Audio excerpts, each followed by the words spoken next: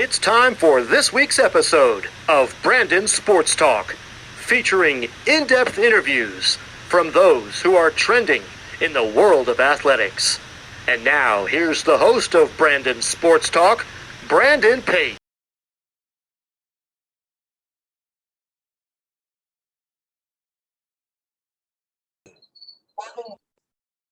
Welcome back to Brandon Sports Talk. In today's episode, I have the privilege to interview Cody Melphy, the U.S. Rugby professional player. How are you doing today? I'm good. How are you doing? I'm doing good. Can you talk about how you knew that you wanted to play professional rugby? Well, I always wanted to play professional sports, and I always thought it was going to be soccer, but I kind of ended up in the rugby realm. And so then at that point, I was like, all right, it's got to be rugby now. What was the 2018 season like for you? Yeah, 2018 season, that was my first season, so I got my first 3 international caps, and it was unreal. I barely remember it, to be honest. I was just so in and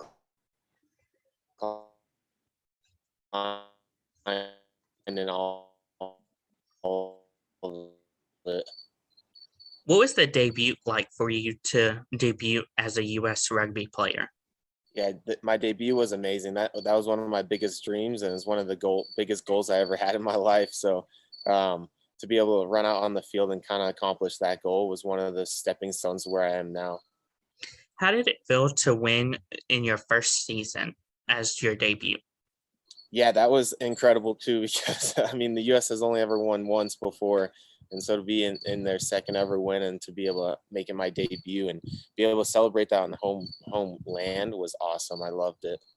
What was that feeling like to win on home soil? Yeah, that was second to none, because what was really cool is all the fans, crowded the field and rushed onto the field, and people were giving me high fives, and my brother came up to me, my mom, my wife, like everybody was just coming up to me like before we even got on stage and accepted our medals. So it was pretty awesome.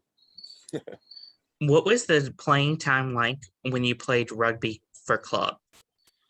Yeah, playing time for club was awesome. I mean, it's a really great culture, really awesome guys around there from any age, from 18 up to 50 years old. So I was just around a wide range of people, a lot of different stories from all over the United States. And that was probably my favorite part. I made a lot of friends, and the people I still stay connected with to this day, which is awesome. What was it like for you to play in college and then move on to, of course, the national level? Yeah, so playing in college was incredible. It was really fun. I met some of my best friends there, became brothers with a lot of people there, and running out and just playing for something, playing for the college, for Life University was amazing. I loved it. What was your time like in Life University playing and also putting on the Life University jersey? Yeah, I mean, it was an honor. Life University is one of the top rugby schools in the nation, and so just to be able to have that, under my belt and be able to represent such an awesome school was incredible. I'll always remember my time at Life. They gave me so much, they improved me so much, and they got me where I am right now, which is incredible. Of course, as you talked about it being the number one rugby school, what was that feeling like going to the number one rugby school with all the pressure of having it be Yeah, the I number mean, one school? yeah, we always heard about Life University. We always knew that they were one of the top schools. And so when they kind of recruited me and talked to me to come out, I was like, this is my chance to kind of break out and get to that next level. And I knew that I was in the right hands. So I was actually comfortable when I went out there. And I just felt like it was the right place for me to be able to go and be bigger and get better. And so I felt really comfortable actually going out there, and I loved the experience. They were really welcoming, and it was hard. Don't get me wrong. It was one of the hardest things I've done, but it was all worth it. What was it like competing in the Collegiate Rugby Championship in 2017? Yeah, the CRCs were awesome. I love sevens. So first of all, I mean, anytime I get to play sevens is a gift. So being able to compete in that against all the other big schools in front of a bunch of fans was one of my first big exposures to like high level rugby and playing in front of a lot of fans. What is the difference between playing football and soccer versus rugby, and what are sevens? So there's a lot of similarities between the sports. with soccer, you have to have a really good vision and you have to be able to see the whole field. So that transfers over into rugby pretty well. And then the difference kind of between football and rugby is that it's just a more continuous game with the rugby. There's still the same rules. There's offsides lines. There's we have rucks instead of calling huddles. You still score 5 points instead of 6 for a try. You get 2 for an extra kick instead of 1. We have field goals. It's so similar. We don't have pads. I mean, we wear a mouth guard and cleats. So that's yeah. Of course, with not having pads and stuff, is there a lot of tackling going on in rugby? Yeah, tons of tackling. So there's a lot of tackles every single game. So I have a wrestling background, which really helped me in that. So it's like double leg, single leg takedowns, grip, and like trying to just control the other person to the ground. And so there is a lot of tackling, but it's all controlled. It's all safe. It's all they make sure that there's no head-to-head contacts, things like that going on.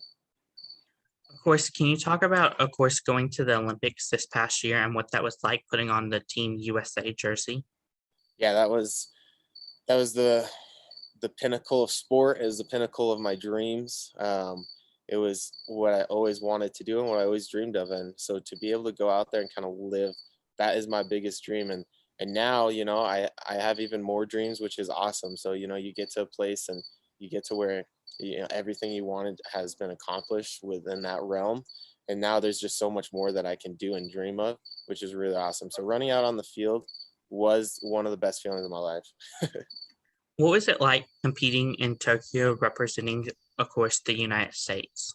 Yeah, I mean, representing the USA is everything. Like, I love America. Like, I love the USA. That's why I represent them in so many different ways. And that's why I'm so proud to stand for, the anthem and to sing the national anthem and to be a part of these type of things. Like, it's so much bigger than me, and I'm representing so much more. And it's one of the most incredible things. I love it.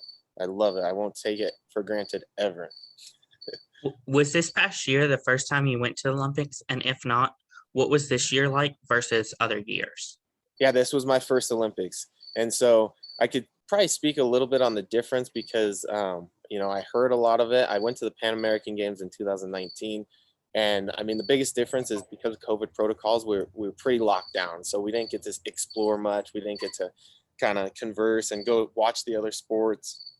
And we kind of had to be in and out. It was kind of just a mission. Of course, what was going on in your mind when obviously you're at the biggest stage and like, okay, like years pass, they've been out and actually toured the city of Tokyo and stuff like that? Yeah, I mean, at the end of the day, we're professional athletes and we're there to do a job. So it's not really about that outside stuff when we get there. So the whole mission is to make sure that we come out in the best place possible at the end of the tournament. And so that's really what's on our mindsets, in and out of every single practice, all the games, everything that we do, that's the mindset. And then, when we're able to take a step back, that's when we can kind of relax and enjoy where we're at, which is cool too. We're able to do both things, which is awesome. Of course, can you talk about the preparation in this past season versus other seasons where you had a shorter preparation? Yeah, so we had about the same preparation. We just had a lot less competition. So usually we would have played about like 25 or 30 games in the lead up to the Olympics, and we were cut short on quite a bit of that. But as far as like preparation goes, we were out there every single day, multiple practices a day, putting everything on the line and crawling off the field. So we put everything that we could have possibly put into it, and the effort was there. What was a typical game day like in the Olympics? Yeah, so typical game day for us, just a little walkthrough. In the morning, we wake up a little bit earlier, 3 or 4 hours before our first game, and we go and get what's called a blowout in. And so what that means is we just do sprints for about 15 minutes and to kind of get our lungs, going and to kind of get that first wind out of us. Breakfast, and we head into the locker room. About 50 minutes out is when we start really preparing for the game, and we get out to the field and we do a warm up. And then it's game time. And when we're running out there, it's time to go. What is the game day ritual like for you? I don't have tons of rituals. I like to get out to the warm-up field a little bit earlier and kick, warm up my feet. And then just kind of before games, I mean, like I said earlier, the most important thing to me is just representing my family and the country. And so, being able to hold my jersey before I put it on and kind of just like reflect in, the back of the jersey with my name on it, flip it over, front of the jersey with USA on there, and just kind of reflect in the moment and be proud and be happy and excited and just ready to go and know that I have all these people backing me too. How did it feel to have your name on the back of the US jersey as you saw you were reflecting? Yeah, I mean it's incredible. It's an awesome feeling. I mean, I'm representing my family, and all I want to do is do them proud. And so I don't take that for granted at any point when I put that jersey on and my name's on the back of that. I'm representing not only myself, but a whole line of people who come from greatness. And same with the front side of it. I I'm not just representing myself. I'm representing the United States of America, and I'm so proud to be an American. What are some of your favorite moments and memories, of course, in the Olympics?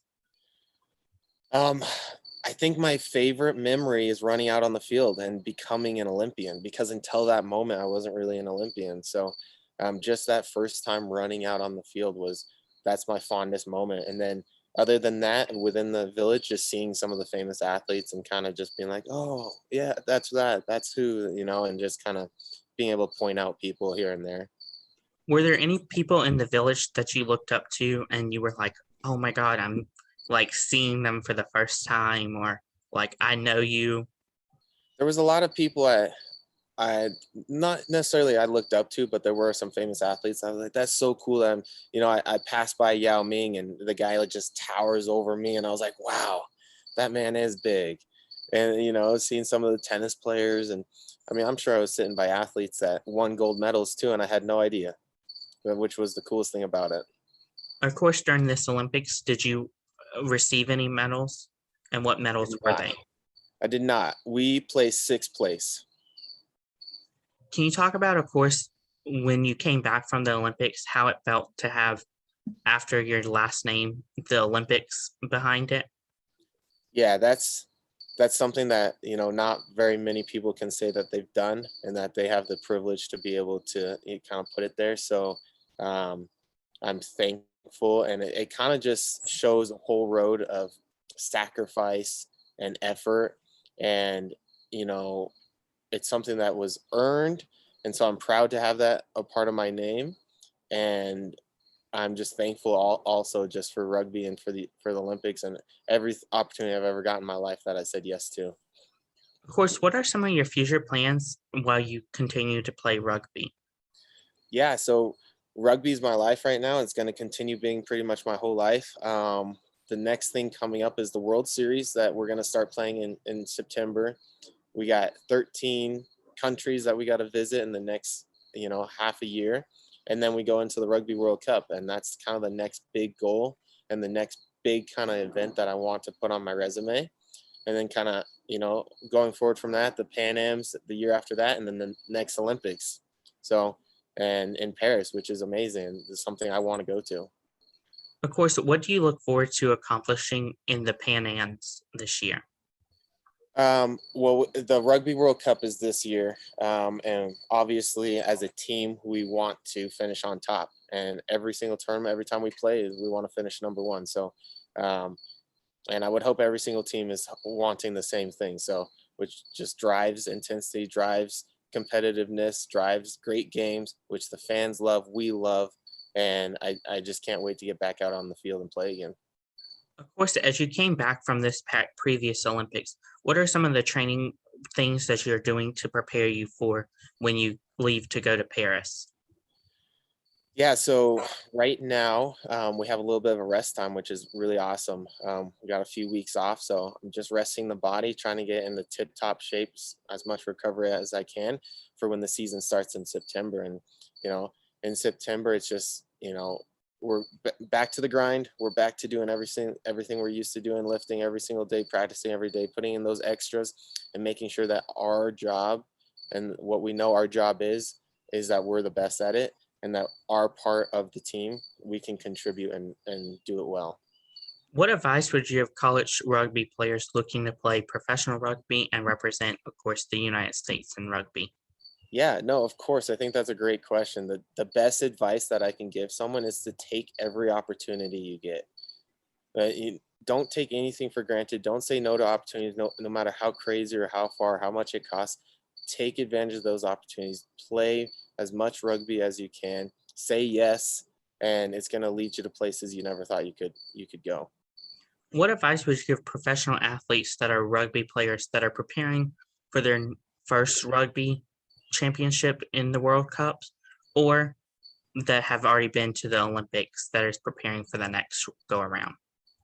Yeah, I mean, the best advice I can say is that you've proved yourself. You made it to this level for a reason, and now we just have to go out and do what you're good at.